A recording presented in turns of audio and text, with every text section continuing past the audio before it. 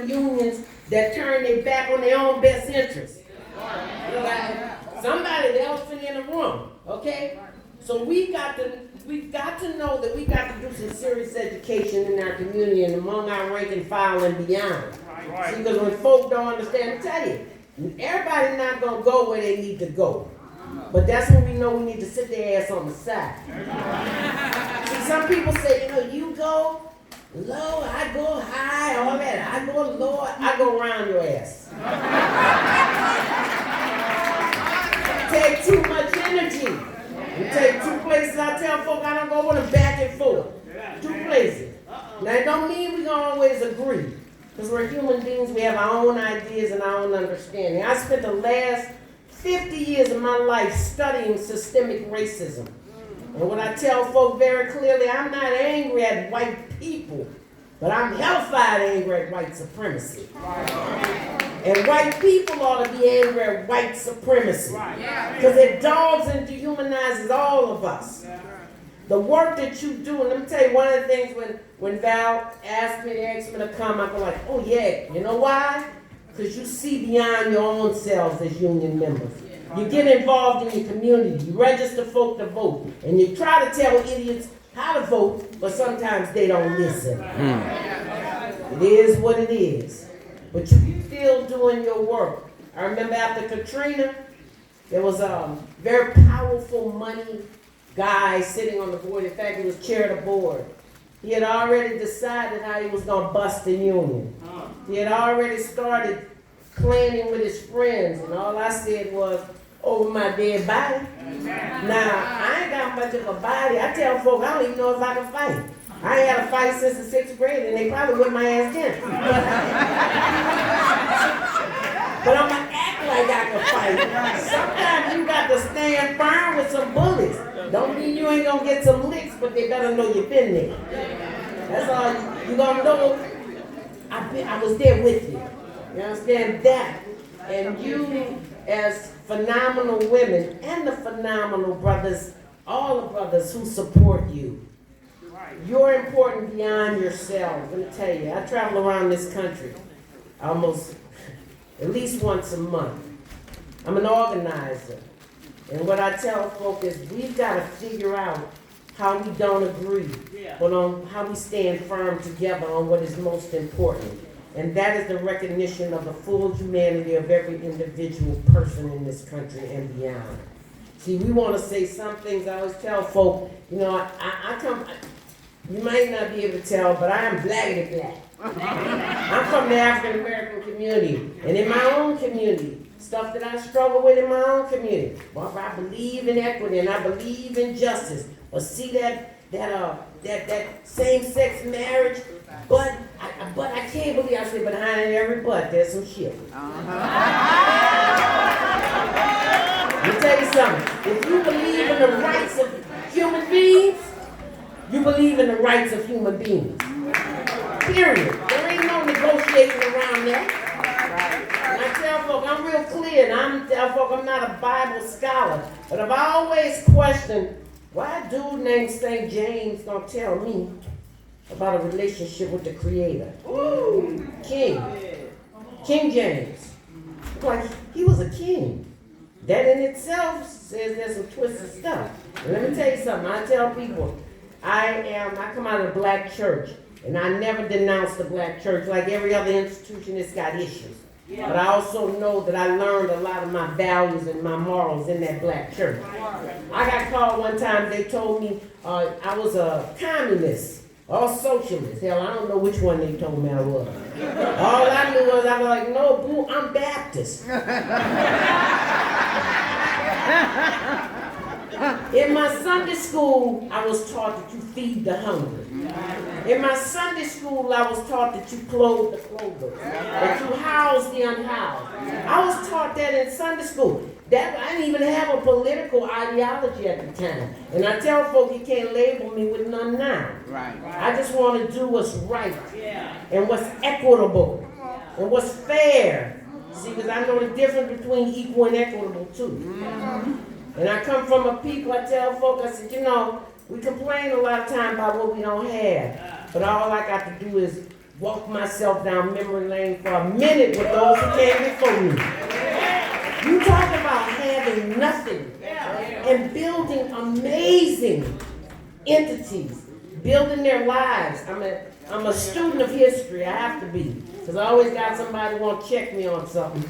So I have to read and I'll be ready for them, and I have to tell them, don't come for me if I ain't sent for your ass, because I'm going to be ready for them.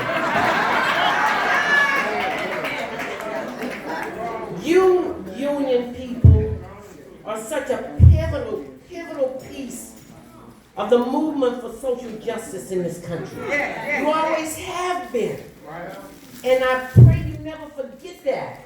Because people like me, I may not be part of the union, but I'm going to always support you because I know the history of working class people in this country. I know without unions, we would never have been able to get decent wages. Even though you ain't paid what you value, you should be paid now. I get that. Because I see the value, the priorities of values in this country. I tell folks, I said, my sister's a special ed teacher. My sister struggles financially like everybody else. I had a nephew who signed a big figure thing with the NFL. They paid him all kind of money. I go like, ain't that a, you know what I'm saying? He couldn't hardly read, but it didn't matter. You know why? This country rather be entertained than educated. Hey! We've got to set the priorities in our communities. You are leaders in your communities. Let me tell you, leaders listen, and leaders allow for new ideas. Because I have to tell young people, sometimes my mission is to go in the rooms and tell the elders like me. You know, I said some of us are elders and some of us just olders. We get in the way. So I have to go in the room sometime as an elder to tell my olders, look, we got to get out of the way sometime because the young people, they got to make their own mistakes and they got to figure it out. And I say to them, it's okay, you're going to make mistakes, because I'm not going to even tell you how many I've made. We make them. And when I talk about surviving in the gap, we are in a gap in this country, actually. This nation is at a place where the decision will be made whether it goes backwards or forward. But guess what? It can't stay where it is. And that's scary for some people. But I keep telling folks is we were confused to believe that we had completed Reconstruction. This nation has constantly, historically, been going through the evolution of Reconstruction. We have never gotten to where we ought to be. All we were trying to do was create space where we could do harm reduction. Because right now, too many people getting harmed. I just wanted some space to do harm. Because freedom ain't free. I get that. Understand? But we need space sometimes where we can continue to struggle to do harm reduction. We are in a critical place in this nation. But I'm going to tell you something. People say, Ms. Boyle, what are we going to do? I said, rock and roll with the rock and rolls, baby. You better understand. Some things we can't change. It's got to go through its turmoil to get to its fruition. And we'll see what it's going to be on the other side. Don't mean that we don't participate and try and make it better. But it's for us not to feel like the failures when it doesn't do what it's supposed to do, long as we do what we're supposed to do. And I know you're here, phenomenal human beings. You know, sometimes we're going to put other people on a pedestal. Ain't nobody up on no pedestal that didn't have the phenomenal people to do the work. You understand? But we've been socialized to think even in history. I love Sister Rosa Parks. Phenomenal woman. But Sister Rosa would have been just another dead black woman if it wasn't for the Montgomery crew. I love Dr. King. Without SCLC and CORE and SNCC, he would have been just another dead black man. You are the core of what it will be and what it will mean to be an American citizen. Because let's get real. In this country, I still have to hyphenate my identity as an American. I'm an African American. Because this country from its inception never saw me as a full human being, never treated me as one, and I understand that. Right. I understand that these systems that are now imploding were never created to serve me in the first place. But I need that system so that I can radically transform it where education is open to everybody. And that ain't just about black folk either. Poor white folks get their ass kicked too. Come on. Tell it like it is. And let me tell you, many of them angry. Well, what about me? Understand that your liberation and your survival actually is tied to mine. Whether you want to be with me or not. Your survival is connected to my survival. We're too intricately involved and connected in this nation. Because there would be no white people without black people. White is a political term. Has nothing to do with how you look and your ethnicity. Black is a political term. Has nothing to do with how I look and my ethnicity. These terms define your relationship to power in this country. That's all that's about. Everybody's been relegated. Asian American, Hispanic. And they just let the Hispanics even become a race.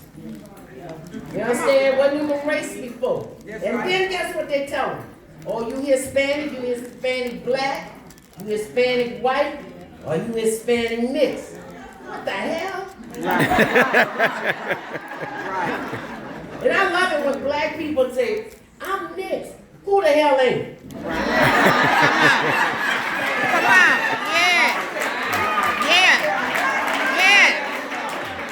Yeah. Ain't no pure nothing. That's right. No pure nothing. The bottom line, we gotta understand that first of all, race ain't even real. It's made up.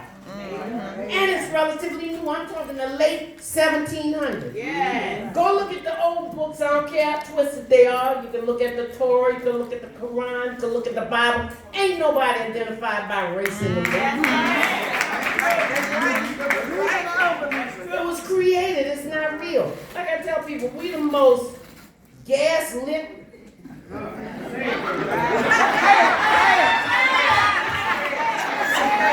the world. Oh, gee, let me wipe that blood off my chin from biting my tongue.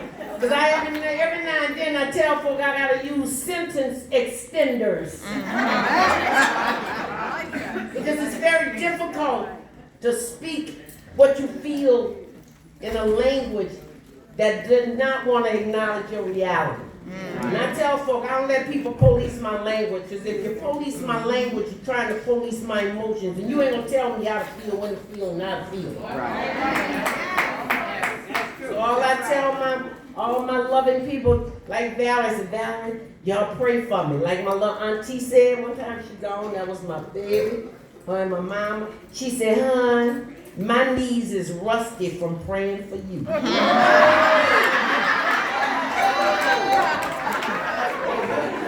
But I'm grateful for it, and all of those who pray for me. And y'all know the old saying, y'all pray for me, and what's the other part? I pray for you. And I don't care what your religion, denomination, because I tell folks, I don't get caught up into that if you don't believe like me. You don't relate to a creator like me. I don't care if you're sitting on a rock, sucking on a crystal, looking at the stars. You're still part of me. You're part of my family. See, we let that word get away from us, and I read something. You all take care of each other because you're family. You realize that you're family. Now, we know in that family we got some folk we don't like, right? Everybody. Like I said, I might not like you, but I got the what? Love you. That part. See, and love will allow you some space to negotiate the differences. Don't ever mean you're going to always be together. But family is important. And I don't need nobody. We all need somebody. And none of us have gotten here based on our own intellectual capacities. Because I have to tell some of my colleagues who consider themselves scholars oftentimes, I said, you know, your academic prowess will get you in the room. But your connection and relationship to the people in that room is what will keep you there. See, we've got relationships are more important to me, and I didn't want to go to graduate school. And my mentor told me, she said, I said, I don't tired of school.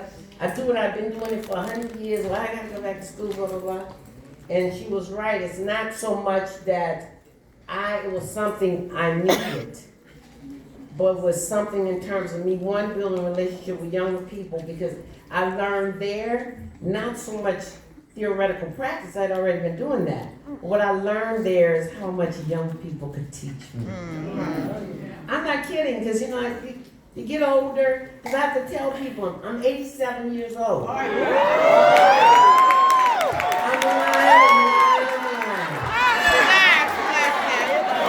lying.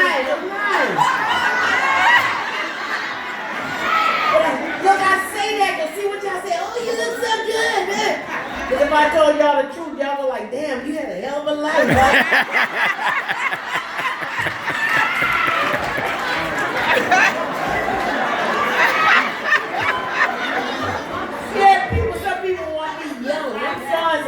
I love claiming my position as an elder, because too many will tell you, elder is not just about age either. And our communities need more elders. And an elder is basically a person that just creates a space where we can nurture folk in our community to grow them in a positive way. So you can be a very young person, but you can be an elder to other young people. Right? So that position to me, I relish a lot. And it's been given to me in my community. And when I traveled, when I was in New York and some young people, anybody here from New York? All right, yes. I'm up that way a lot actually. But the young people in New York thought they called me Bob. I was like, baby. I don't know you like that. I'm an old black woman from the South. You put a hand on my damn nails. That's right. Somebody. That's right. Miss B. And let me tell you why. Not so much, not just even for me. When my community recognizes my eldership, I'll be damned if I'm going to go somewhere else and let somebody not recognize me. That would be disrespectful to my community. That part. But I want to congratulate you. 39 years. Dang. Y'all congratulate yourself. This is an awesome gathering. You already know, and I'm sure you have heard from other speakers, if not me. There's lots of work to be done in this country. Lots of work. But I also want to tell you something else. Take care of yourself. Sometimes we get involved in the work, and I had to be called in on that. We get so involved in the work that we don't take care of ourselves. And I forget who it was, and I'll remember her name later. She said to take care of yourself is a revolutionary act. Because those of us that work, we just work and work and work ourselves to death. And we know whether you union or not, getting to doctors that give a damn when you get to them, taking care of ourselves physically, emotionally, and spiritually, absolutely, every phase of who we are. Rest. And sometimes we feel guilty if we rest. I gotta do this, I was like that, I gotta do this. Shit. Right now, I feel like, babe, I do it when I want, how I want. I can't, And because I am old, I really am 75 years old. All right. Okay? All right.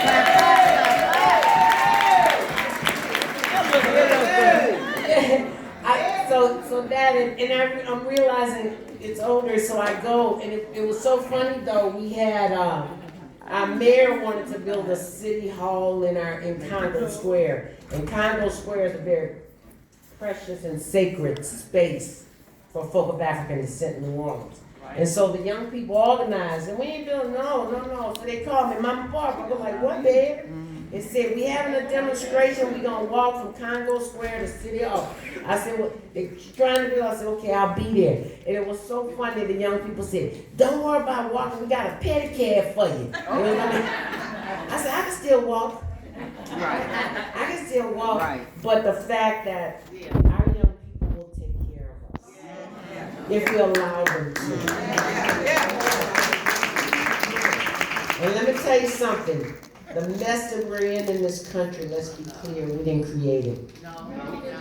But we do have a responsibility to try and clean it up. That's right. That's right. And we've always had it. Right. And what I want to say is you, and I keep saying that you are such a pivotal part of that. Your voice, you move cities. Yeah. You're the movers of people in cities. See, I want you to always understand your power. Like people say, before you walk in a room, it's like, I see, you know what I learned? I don't walk in a room with no arrogance, because too much I don't know. Right. But I'll be damned if I don't walk in with some confidence. And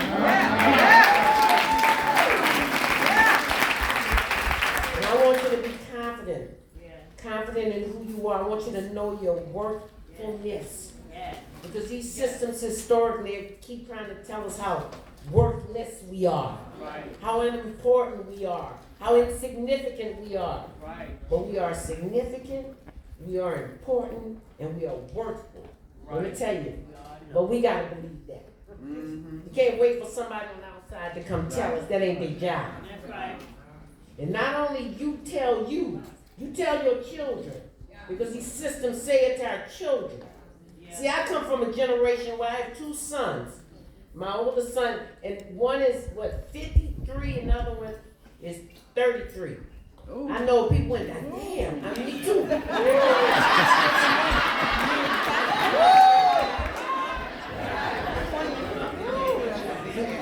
My youngest one is actually adopted. The older one is my biological son. And the youngest one has a new name now.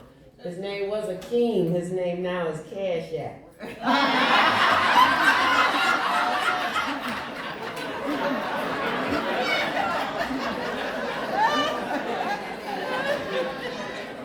But in all my other children, somebody said, like, you have children everywhere because I do. I don't care where I go. I make sure that I'm inviting enough. I don't care what your race is or your ethnicity. You want to be my baby, you mine.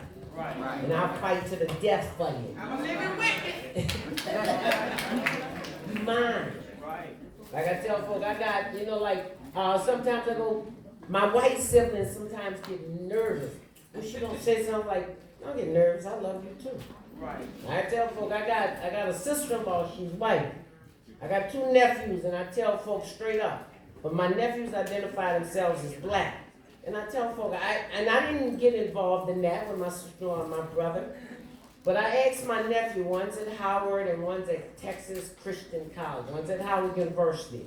They go blind afro, all that. I go like, blonde afro. Yeah, he the blackest little white boy I know.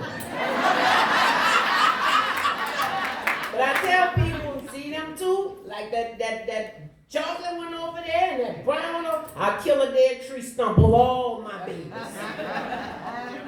So it's like, no, because I know that the lies that I've been told, my white siblings been told some of them same lies.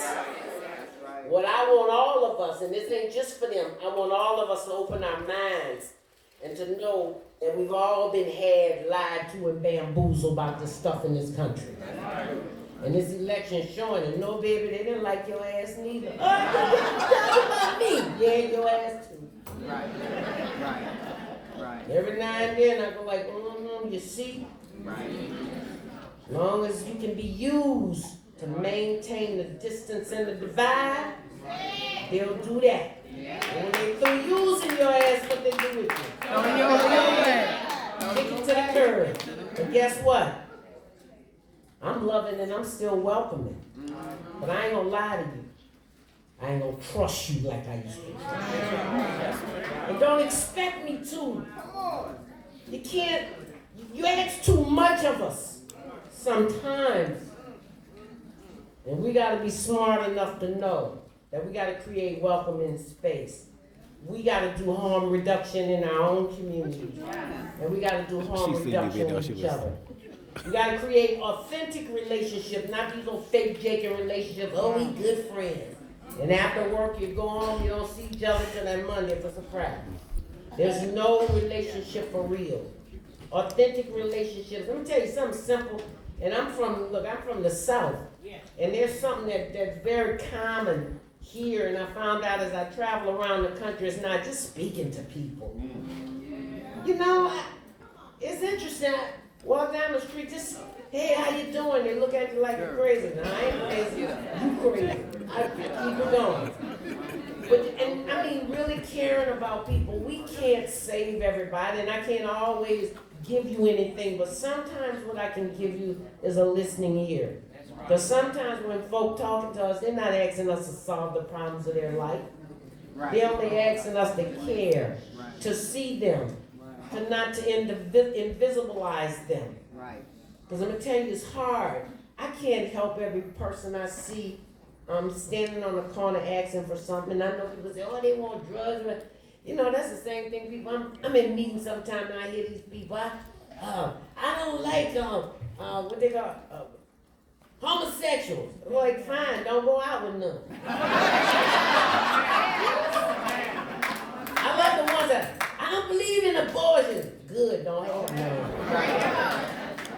You know, it's like, I can't do everything, but what I can do is I can show up sometimes when they're having policies, they're creating laws and legislation and policies about houseless people, that I can be there to make sure that their humanity is not left out of the conversation. If nothing else, we can be a voice sometimes for those other than ourselves. And I never time myself. I tell people when I finish, dial back that 3 minutes. When I'm done, I'm done. But, you know what I'm saying? It's like I been trying to keep y'all here. Y'all had sandwiches and it was on good bread. It was brioche bread. And I'm gonna tell all my friends in New York, I had to help educate some folk in New York. And what was our last? Rhode Island. I don't do raps. I told them I'm from New Orleans. Don't wrap my shit up. I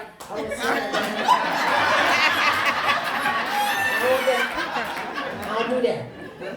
So Val, I'm so glad y'all had real sandwiches, real bread. They were good. Good, y'all. Well, I see they didn't invite me to breakfast. Y'all wrong for that. That's all right. I want you to enjoy my city. I want you to be careful. I want you to be loving to each other. And I want you to ready yourself because the battle has really not started yet.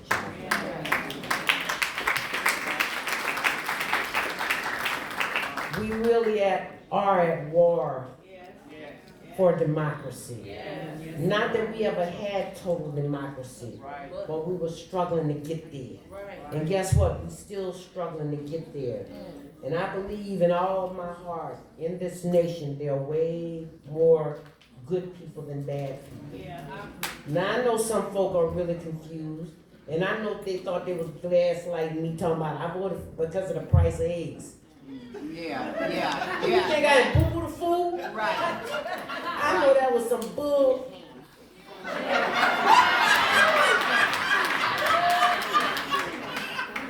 But that's all right. If you're willing to learn, I'm willing to teach. That's right. That's how we gotta be. But if you're not willing to learn, what we do? Set their ass on the side. Don't mean I won't come back for you. But I ain't gonna let you block progress to get where we got to go. I want to say thank you. And thank you, Madam President. Yeah. She's absolutely, I saw her earlier, absolutely gorgeous. Y'all got some pretty women in y'all. I'm a join the union. So see y'all around.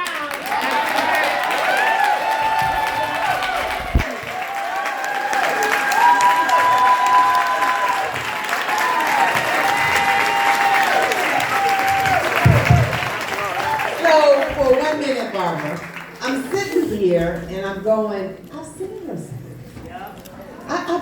I've been in her presence before because I remember how she speaks and I heard her and I'm racking my brain. So when you all thought I was over here just thumbing through my phone, I wasn't. I was trying to find a picture of me and you in New Orleans the last time you came and spoke to us when we were here.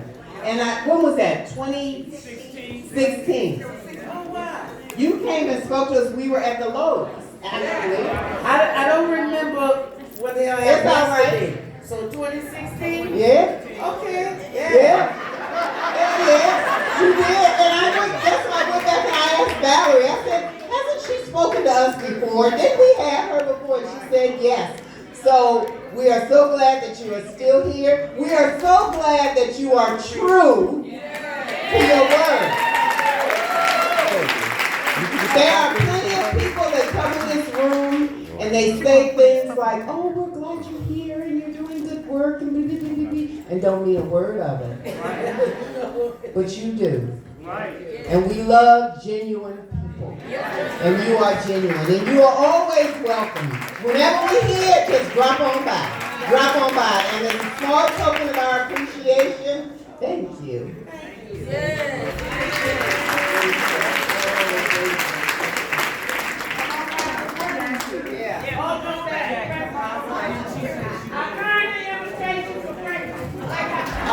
Barbara, Ms. Tillman wanted to know, did you say you wrote a book? Yes. She wants to know the name. You can get it off Amazon or whatever. The name of the book is with a theologian colleague of mine. It's called Deconstructing Racism, A Path Toward Lasting Change. And my friend has since transitioned. He was one of the smartest theologians I'd ever met in my life.